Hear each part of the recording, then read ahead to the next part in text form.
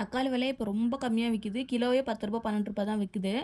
சரி தக்காளி ஊறுகாய் செய்யலான்னு சொல்லிட்டு யோசிச்சேன். எனக்கு வந்து சப்பாத்திக்கு தக்காளி தொக்கு வச்சு சாப்பிட ரொம்ப பிடிக்கும். ஆனால் என் ஹஸ்பண்டுக்கும் எங்கள் மாமியாருக்கும் அவ்வளோவா பிடிக்காது. சாப்பிடுவாங்க, அவ்வளோவா விரும்பி சாப்பிட மாட்டாங்க. சரி தக்காளி ஊறுகாய் பண்ணி வச்சுட்டு இது தோசை, இட்லி, சப்பாத்தி, ரைஸ் எல்லாத்துக்குமே சூப்பராக இருக்கும். சரி செய்யலான்னு சொல்லிட்டு ஹஸ்பண்ட்ட தனியாக எனக்கு வந்து ஒரு 1 1/2 கிலோ வாங்கிட்டு வாங்கன்னு சொல்லியிருந்தேன். வாங்கிட்டு வந்து 2 நாள் ஆகுது. செய்யலாம்னு நினச்சி செய்யவே முடியல. இன்றைக்கி எப்படியாவது செஞ்சே ஆகணும்னு சொல்லிட்டு செய்ய ஸ்டார்ட் பண்ணிட்டேன். இதுக்கு வந்து தக்காளி ரொம்ப நல்ல தக்காளியாக எடுத்துக்கோங்க. அழுகி போனது கொஞ்சம் இதுவாக இருக்கிறதுல எடுத்துக்காதீங்க. ஏன்னா இது வந்து ஒரு 3 மாதத்துக்காவது நம்ம வச்சு யூஸ் பண்ண போகிறோம்.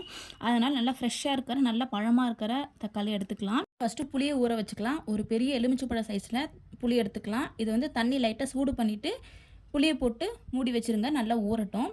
நல்லா ஃப்ரெஷ்ஷாக இருக்கிற தக்காளியாக பார்த்து நல்ல பழமாக எடுத்துக்கிட்டேன். ஒரு 1 கிலோ போல் எடுத்திருக்கேன்.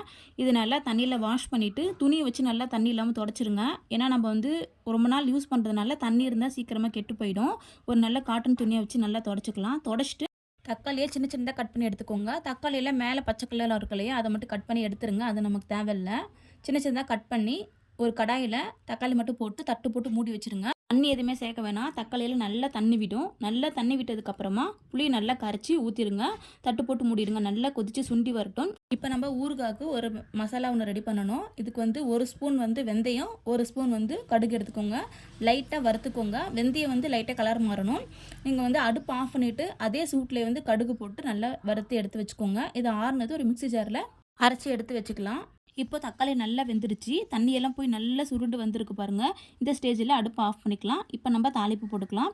இப்போ ஒரு கடாயை வச்சு நல்லெண்ணெய் சேர்த்துக்கோங்க. நல்லெண்ணெய் இல்லைன்னா வீட்டுக்கு யூஸ் பண்ணுற எண்ணெய் சேர்த்துக்கோங்க. நல்லெண்ணெய் சேர்த்தா ரொம்ப நல்லாயிருக்கும். கடுகு போட்டு காஞ்ச மிளகா, அதுக்கப்புறமேட்டா கருவேப்பிலை, பூண்டு வந்து ஒரு 3 பூண்டு எடுத்துருக்கேன். குட்டி குட்டியாக கட் பண்ணி அதையும் போட்டுக்கோங்க. இப்போ இது நல்லா பொரிஞ்சு வந்ததும் நம்ம அரைச்சி வச்சுருக்க மசாலா, உப்பு, தேவையான அளவு மிளகாத்தூள் போட்டுக்கோங்க. காரத்துக்கு ஏற்ற மாதிரி பார்த்து போட்டுக்கோங்க. அதுக்கப்புறம் தக்காளி நம்ம வேக வச்சுருக்கோம்ல, அந்த தக்காளி எடுத்து போட்டு எண்ணெய் பிரிஞ்சு வர வரைக்கும் நல்லா வதக்கி விடுங்க. சிம்மில் வச்சுக்கோங்க.